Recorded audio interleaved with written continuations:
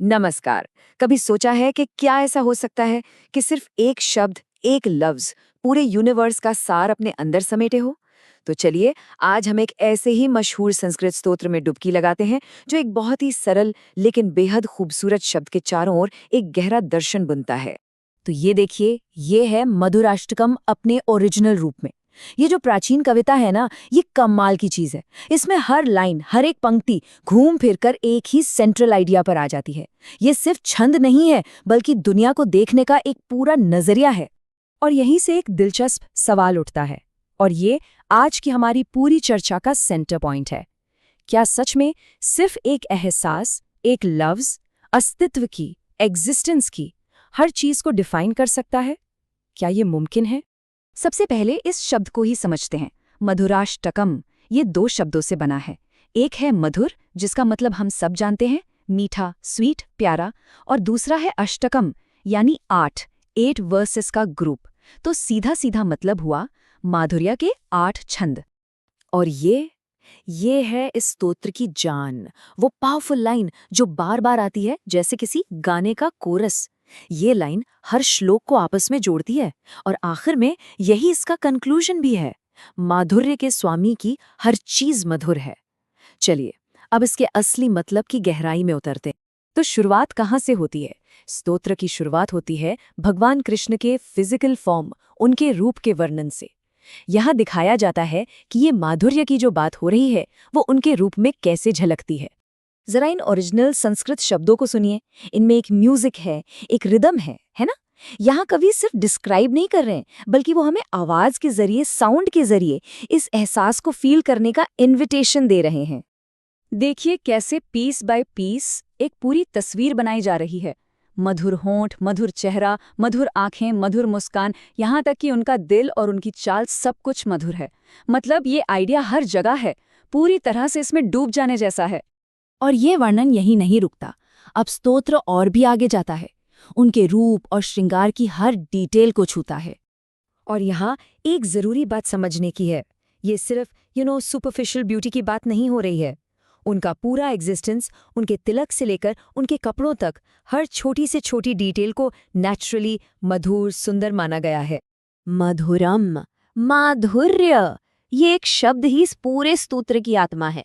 बस एक पल के लिए इसको एब्जॉर्ब कीजिए कि कैसे ये एक शब्द हर चीज को एक नया मतलब दे रहा है। तो अब हम देखेंगे कि ये जो माधुर्य का आइडिया है, ये उनके जिस्म से निकलकर उनके कामों में, उनकी चीजों में और उनके रिश्तों में कैसे फैलता है। तो अब स्तोत्र फिजिकल फॉर्म से आगे बढ़कर एक्शंस की तरफ जा रहा है। इसका स्कोप अब बढ़ रहा है। यहाँ हम उनके संगीत, उनके डांस और उनकी दोस्ती में छुपे माधुर्य को एक्सप्लोर करेंगे। यहाँ हम देख सकते हैं कि ये मधुर का कॉन्सेप्ट उनसे निकलकर बाहर की चीजों में फैल रहा है, हर उस चीज में जिसे वो छूते हैं। उनकी बांसुरी की धुन मधुर है, उनका डांस मधुर है, और इस आइडिया को और आगे ले जाते हुए यहाँ तक कि उनके पैरों की धूल को भी मधुर माना गया है। कितनी गहरी बात है, सोचिए। अब अगले श्लोक में एक बड़ा इंटरेस्टिंग एंगल आता है। ये उनके ऐसे कामों की बात करता है जो थोड़े कॉन्ट्रडिक्टरी लग सकते हैं, जैसे कि हरणम, जिसका मतलब है चोरी करना। तो यह पॉइंट ये है कि डिवोशन के कॉन्टेक्स्ट में उनकी शरारतों को भी मधुर माना जाता है, उन्हें लीला कहा जाता है। उनका माखन चुराना कोई आम चोरी नहीं, बल्कि एक डिवाइन प्ले है जो मधुर है। अब ये जो स्वीटनेस का कॉन्सेप्ट है, ये रिलेशनशिप्स और बहुत गहरी इमोशनल स्टेट्स के दायरे में एंटर करता है। यहाँ कनेक्शन की कॉम्प्लेक्सिटीज दिखती हैं। और ये वाला पॉइंट शायद इस स्तोत्र का सबसे गहरा पॉइंट है। स्तोत्र कहता है कि न केवल उनका मिलन मधुर है, बल्कि उनका वियोग, उनका बिछोड़ना भी मधुर है। ये प्यार की उस स्टेज की बात करता है जहाँ खुशी और गम दोनों ही खूबसूरत अनुभव बन जाते। तो अब तक हमने देखा कि कृष्ण और उनकी लाइफ से जुड़ी हर चीज मधुर है, ठीक है। अब देखते हैं कि ये माधुर्य की फीलिंग पूरे नेचर में, पूरी प्रकृति में कैसे फैलती है। इस स्तोत्र का कैनवस, इसका स्कोप बहुत बड़ा है। ये सिर्फ एक इंसान के बारे में नहीं है, ये इस बारे में है कि कैसे प्यार भरा एक नजरिया पूरे एनवायरनमेंट को बदल सकता है और उसके अंदर की हर चीज को खूबसूरत बना सकता है।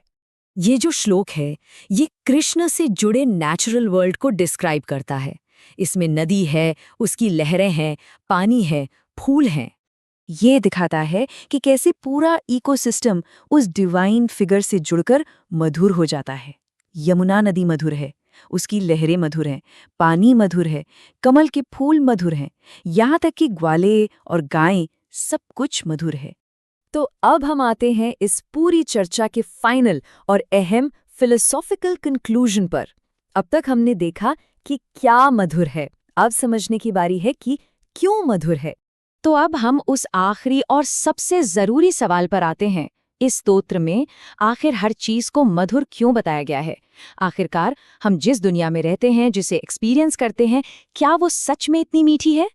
और इसका जवाब हमें उसी पंक्ति में मिलता है जिससे हमने शुरुआत की थी। ये सिर्फ एक स्टेटमेंट नहीं है, ये एक बहुत गहरा जवाब है कि चीजें अपने आप में मधुर नहीं होती, बल्कि जब दुनिया को प्यार और डिवोशन के चश्मे से देखा जाता है तो उसमें मौजूद हर चीज सुंदर और मधुर लगने लगती है।